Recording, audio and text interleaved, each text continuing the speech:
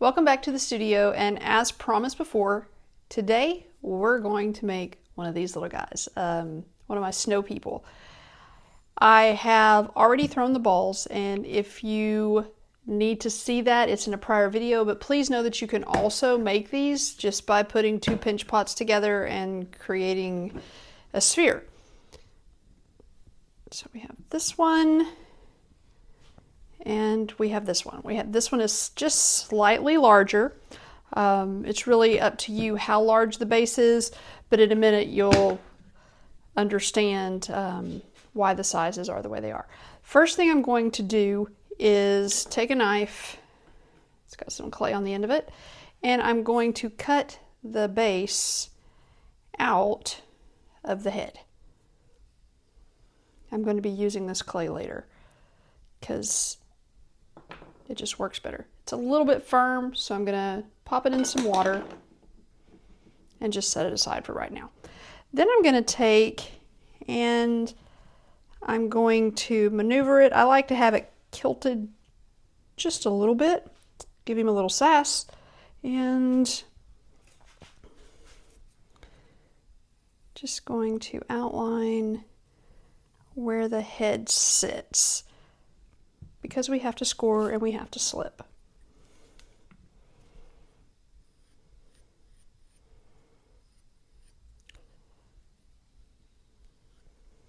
These balls are pretty firm, leather hard. If you see, they're not really taking much of an indentation. It allows for it to set up. I forgot to smooth the edge of the base. Just taking my finger. Sometimes I use a wet sponge to do this, but a wet finger works just as well.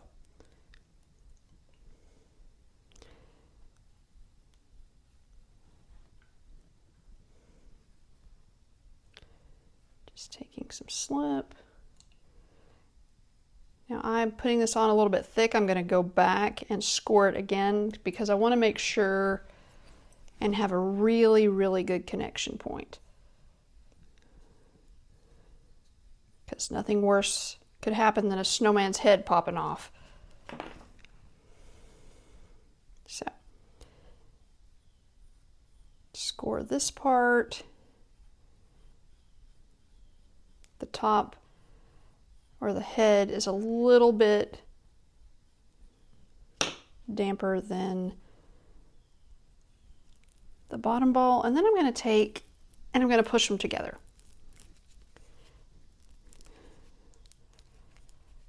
Using my fingers and my thumb to kind of pressurize that so that it gets a really good seal. Tug it a little bit and he's attached. I have this wooden tool that I like to use when I'm making these snowmen, and I go in and I'm kind of blending a little bit from the top into the bottom. Sometimes some clay comes off. You could put a coil in here if you chose to. I don't normally. If you're in a drier climate than I am, you may want to, because it is one of those areas that possibly would dry more quickly, and it may need a little bit of extra. Okay, let me pick him up. Just blending it, trying for there not to be a distinct line. See, if you look at this guy here, you can't really tell. I mean, you can tell that there's two balls, but you really can't. There's not a line there delineating between the two.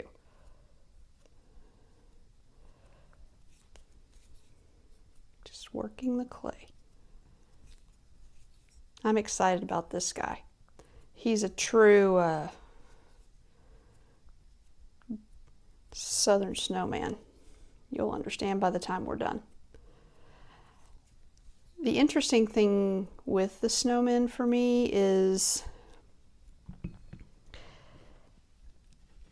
they're all different, and I don't set out to make a particular snowman necessarily. They kind of just, the thought process gets in my head and then I have to make them come to life. This one truly did just dawn on me, and I was having a conversation with my husband and I had to tell him my thought process so I wouldn't forget what I wanted to do. I'm just taking the brush, smoothing away any lines left by the wooden tool, taking off any extra little bits of clay.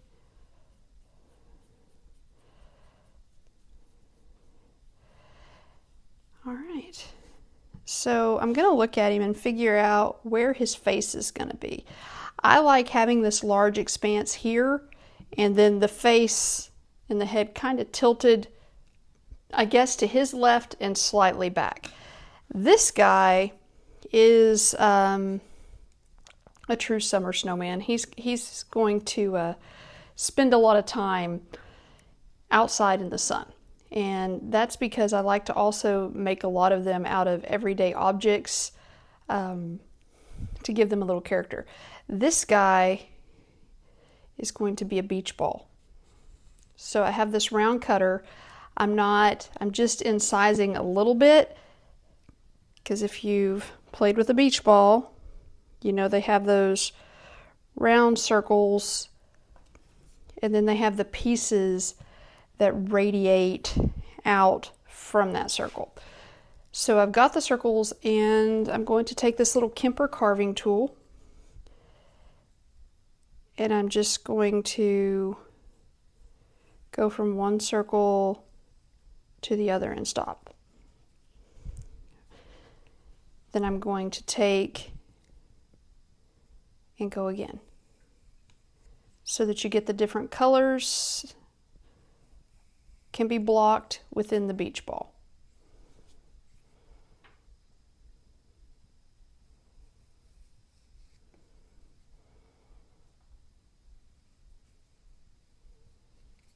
Sorry if my hands are in the way.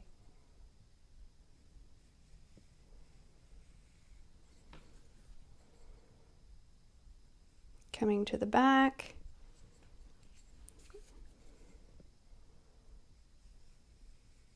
They don't have to be perfect. All right. So there is the base form.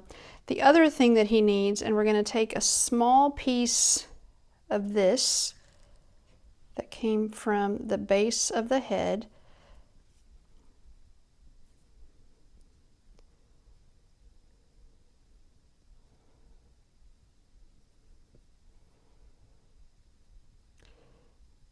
Making a little tiny cylinder, and I'm going to come in with my fingers, the edge of my fingers, and just make the center part a little bit thinner than the outer part.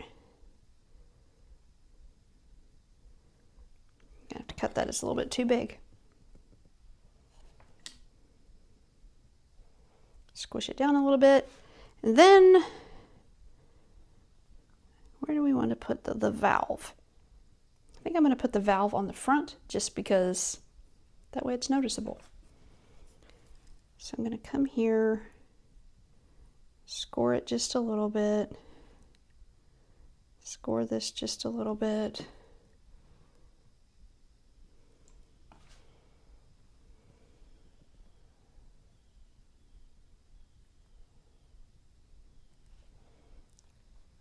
Doesn't look like much of a valve right now, but when it's time to glaze and add the detail,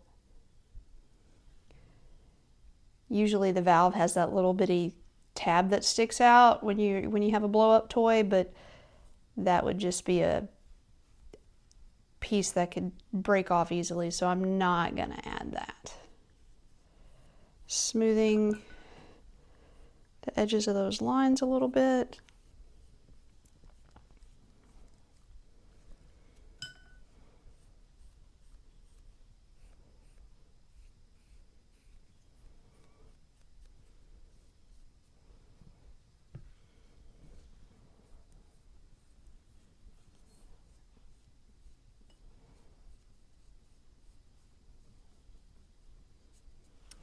right, I think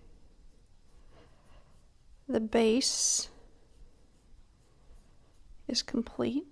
He's much easier on this part because of just what he is.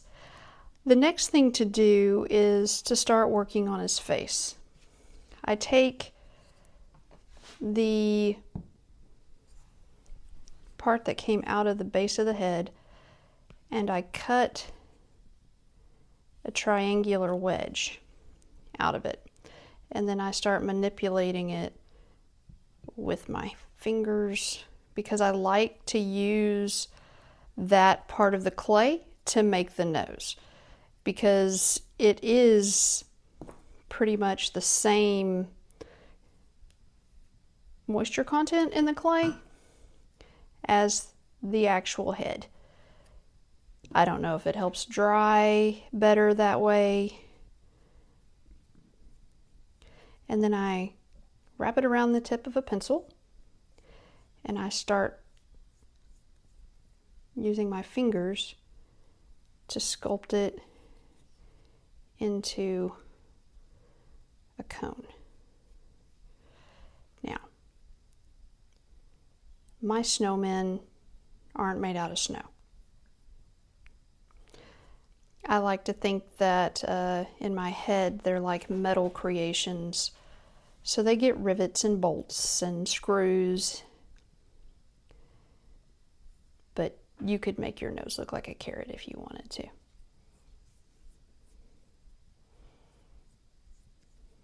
So, that's a pretty good little nose. Tap it a little bit to make sure that the base is round. And then we get to figure out where it's going to sit on his face. Hang on just a second. I have a nail mark, even though I cut my nails today. I guess I didn't get them short enough. All right, so I think I want to center it over that circle that we put in the middle of his beach ball. So then I'm just going to draw around it.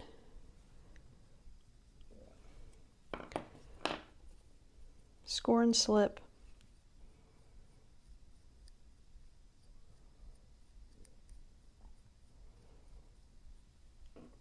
One of the reasons I love these little guys so much is because they are completely fictitious, because they aren't snowmen, and they can look however I want them and have whatever style, and you'll understand because they just go all over the place. And I'll show you a couple examples that I have behind me of past snowmen that have some errors or some flaws. So they live in my studio, just to give you a little idea of what you can do. So I wiggled it and it stuck. I don't want to blend this. I want there to be a separation because, like you can tell with this snowman, there's the raw clay and then there's the orange underglaze. Most of the work on these snowmen is done with underglaze. It leaves a matte finish. I like that matte finish. I will use stroking coats and other glazes, regular high fire glazes, if the design calls for it. But a lot of the work is done. And I will add like the whites of the eyes and the colors of the eyes while they're still in the greenware stage, so that way when I'm working with it. All right, next we got our nose. I need to add some detail to his nose. I like to give a little line where the metal would meet.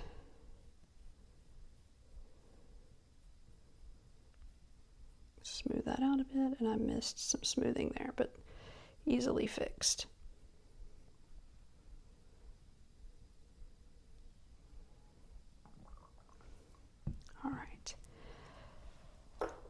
Then I'm going to add some tiny bolts to his nose. Put one underneath. I use the one underneath as an area for me to go in and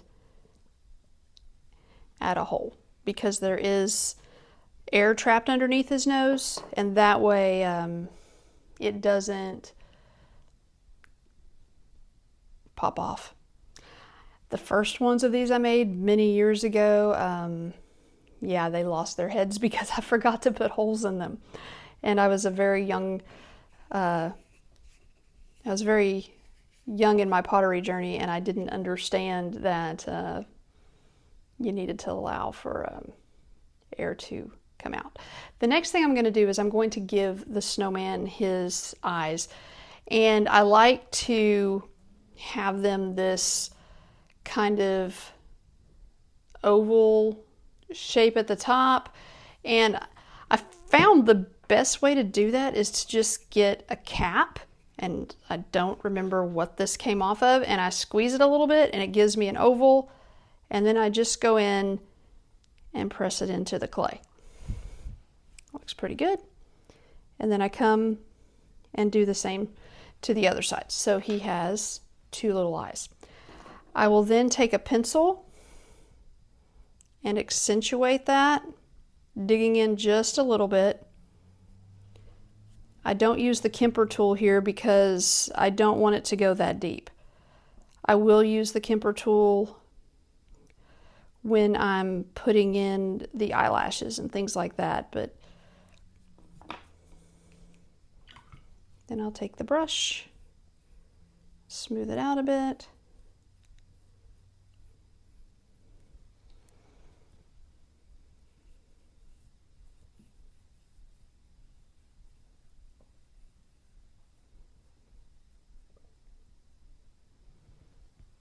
Looks pretty good. Sorry, I'll show you here. Just cleaning up my mess. I will then take this Kemper tool and I'll come underneath and I'll give the bottom of the eye coming out in a swoop for an eyelash, and then I'll give a second, come over to the other side and do the same thing. Then I have, this is a lid to a chapstick. This is what I make the irises with, and I don't use the whole circle. I'll do a partial of it and press that in. Come in and smooth out the edges, and if I went a little outside the eye, I'll smooth that out too right now.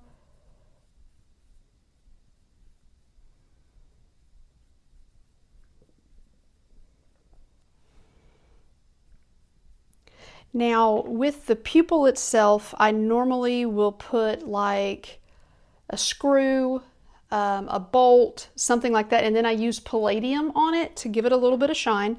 So I have these small X-Acto tools, and I'm going to use a bolt for this guy's pupil.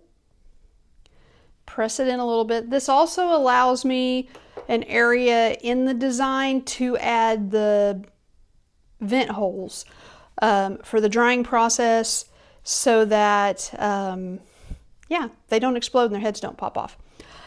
The next thing is I need to work on the mouth, but before I do that, I need to give our little guy some cheeks. Like with the pumpkins, if you haven't watched the pumpkin video, they get faces and cheeks and things like that too. It's the same concept. I'm going to make somewhat of a fat comma shape with some of the clay.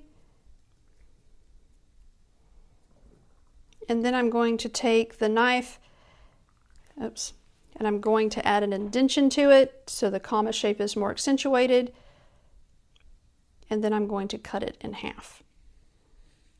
Again, I like to use the clay from the base of the head because of the moisture consistency between the entire face.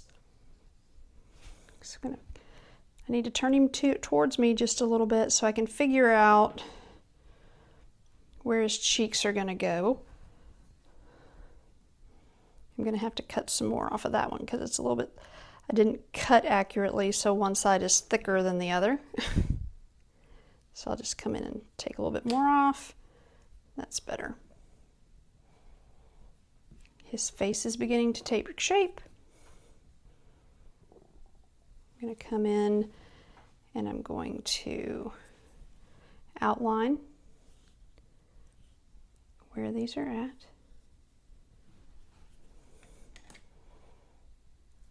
Set them down. I'm going to take my needle tool here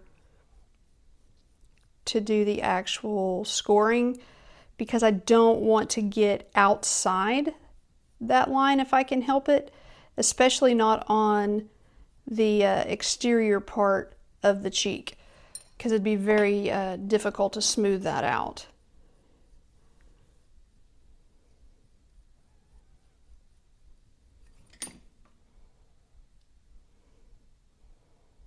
A little slip.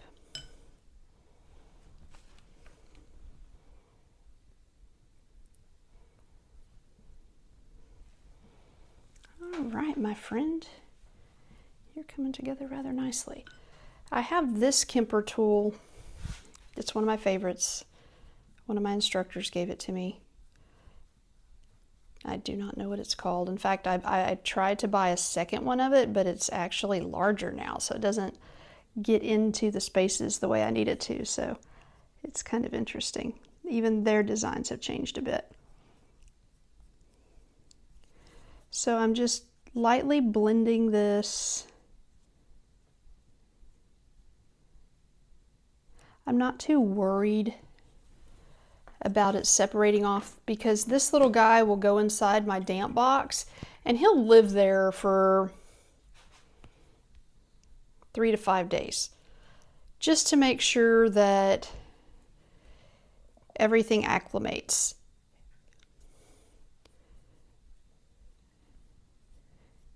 Again, that's one of those things that I learned over time when making these type of sculptures is that sometimes, especially when you're adding extra clay bits, you can't be in a rush. You just have to allow them to set up by themselves. Now, if he's short enough, I might put him under one of the cloches, but sometimes these snowmen are taller than those cloches, so then they go back in the damp box.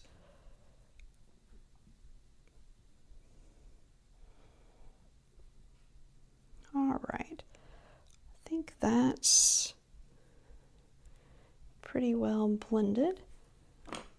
Now for the other side, sorry, I have to turn him towards me so I can score his cheek.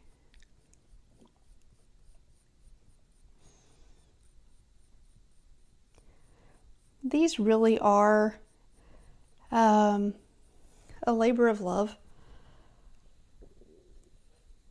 Some of my best and most cherished creations come from suggestions or requests from people in my life.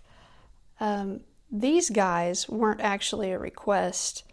They were born from the fact that my mother collects snowmen. And one year I decided I was going to make her a snowman for Christmas.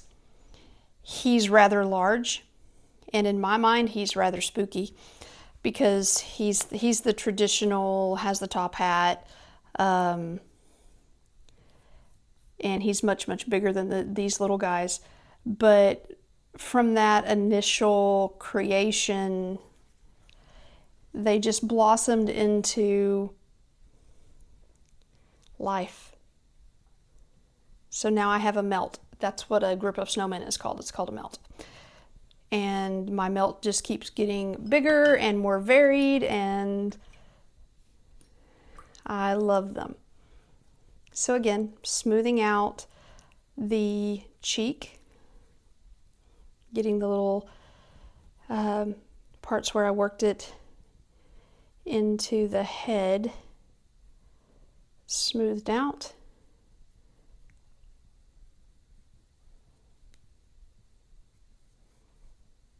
All right. There's his cheeks. They look pretty great. Oh, there's a little. And again, you can keep working this until it's as smooth as you need it to be. I now have this tool by Laura Rust. I've used them before, like I said, with the pumpkins, and I like to go in and create the dimples in the cheeks. Hang on, I gotta lay him down to do this other side, or I'll mess up his nose, and he would not like that. All right, so there's his cheeks. I also use this tool, except I use the larger end, and I'm going to give him his indentation for his mouth. There is that. Next thing is to connect the cheeks to the mouth.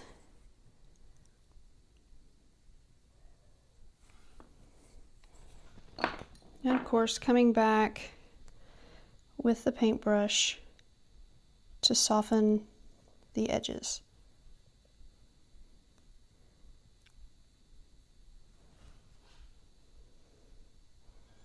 All right. Pretty much he's together. I could stop here, but I won't, because I like to take these snowmen and give them the detail in the head and the rivets, because to me they're still, even though they're made out of different types of parts, they're still my little metal snowmen. So I'm just going to take this Kemper tool and go from the top down to the side, coming around to the other side, going from the top down to the side. I'm going to pick him up and make sure I got it. I did. Yay! Paintbrush again, smooth the edges.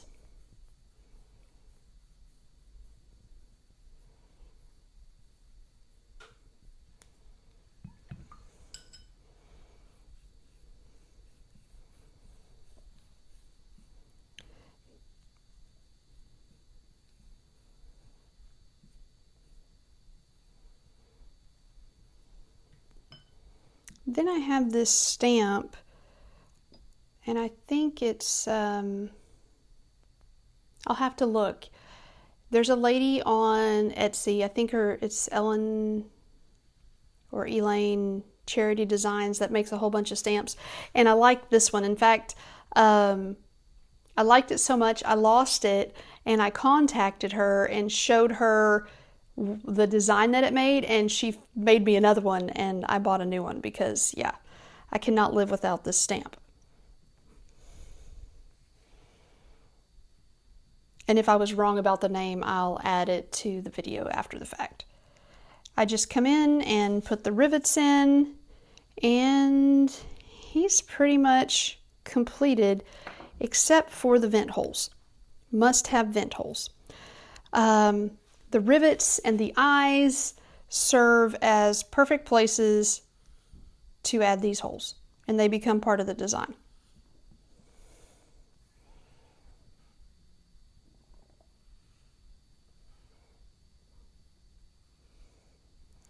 Now there aren't any of these in the base, so I think I'm going to go in the back here around this center circle and put them there, because then they're not as noticeable.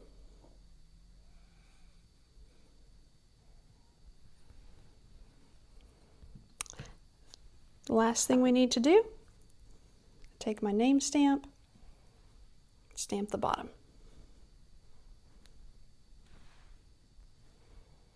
Now, for the coup de grace, I've already made this snowman's hat.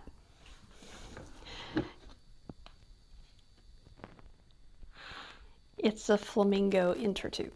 So see, he is all ready for his day at the beach, or at the pool, or wherever his little heart decides to take him to enjoy the fun in the sun. I hope you have enjoyed this part of my Potter's Journal. If you have any questions or comments, please ask. I know that I went through it rather quickly, and here he is. Isn't he fabulous? Thank you for joining me.